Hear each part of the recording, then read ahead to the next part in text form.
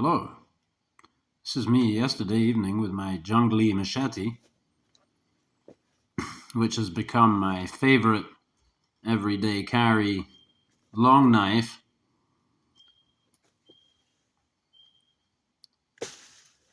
In the woods, just back of our house, there is a nice path that runs up the hill here, and a tree fell over, a maple, fell down and blocked the path. And I found this out in the late afternoon, and it was twilight by the time I got back there. So I was a little tired, but I wanted to get back up there, up to the top of the hill, to tend to my bonfire that I made up there, just disposing of some fallen pines and hemlock and clutter that just accumulates everywhere in this new growth forest. So yeah, I was taking my time and selectively chopping out the necessary bits to cut myself a little path. And of course the machete is ideal for this, kind of just chopping the branches, slashing the thin stuff.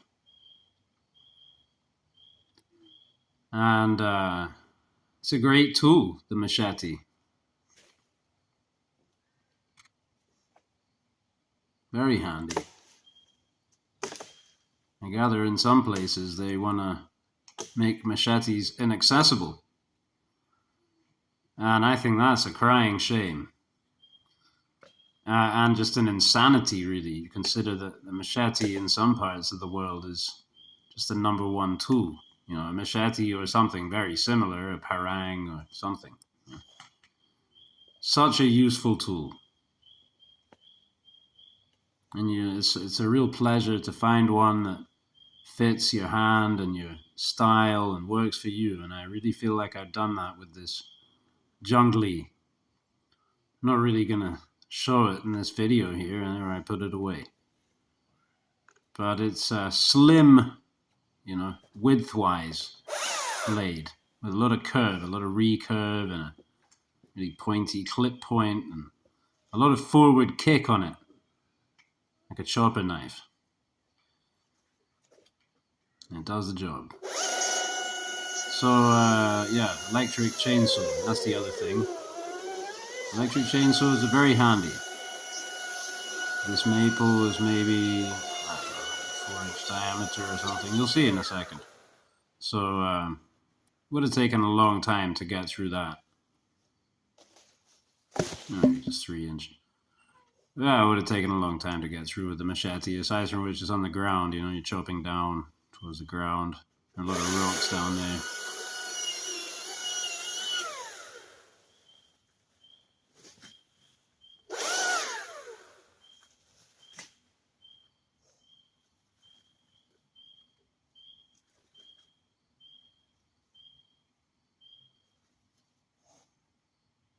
What else can I say? Kind of run out of narration at this point.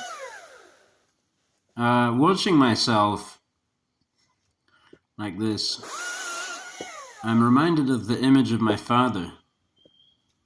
The physique, skinny arms and skinny legs. He had a pot belly too. That was even worse. So another useful woods tool, the 4-wheeler or the trailer. Pull all kinds of goodies out of the woods with that. Toss a chainsaw in there. Axes. Pack lunch.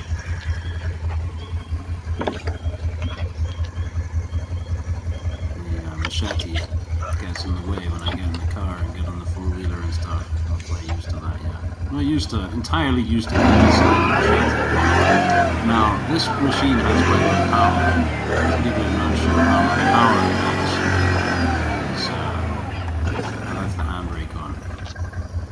So that was me driving up a hill. It took me that long to even notice it. And obviously riding one-handed, so I'm taking it easy.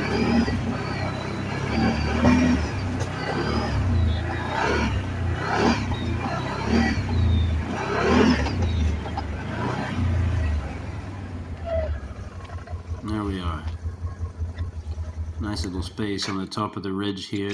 There are a few different paths that lead off from this point.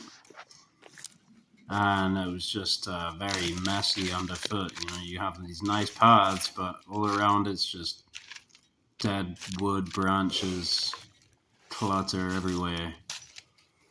And also a lot of low-hanging hemlock and stuff like that that'll poke you in the eye.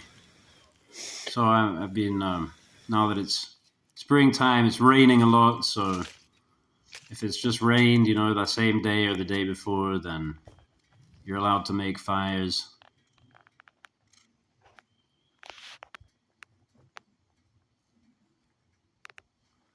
It was actually pretty dark, but it looks very bright because of the negative image of the trees against the sky. That's just moonlight, pure moonlight.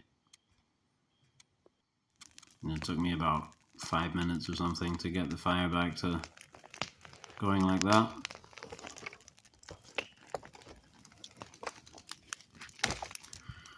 And there is more fallen dead wood in the vicinity than I'll probably be able to burn in a lifetime. I'll give it my best shot though. You can get a lot of destruction done with a nice big fire. You see the four-wheeler? Kind of invisible.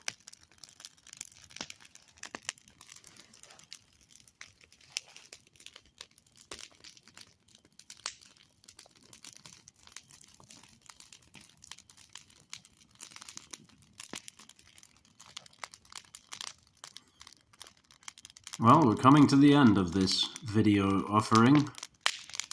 I hope the images have been pleasing and that the narration has not been overly idiotic. And I wish my audience well. Thank you very much for watching. Hasta la próxima. Amigos!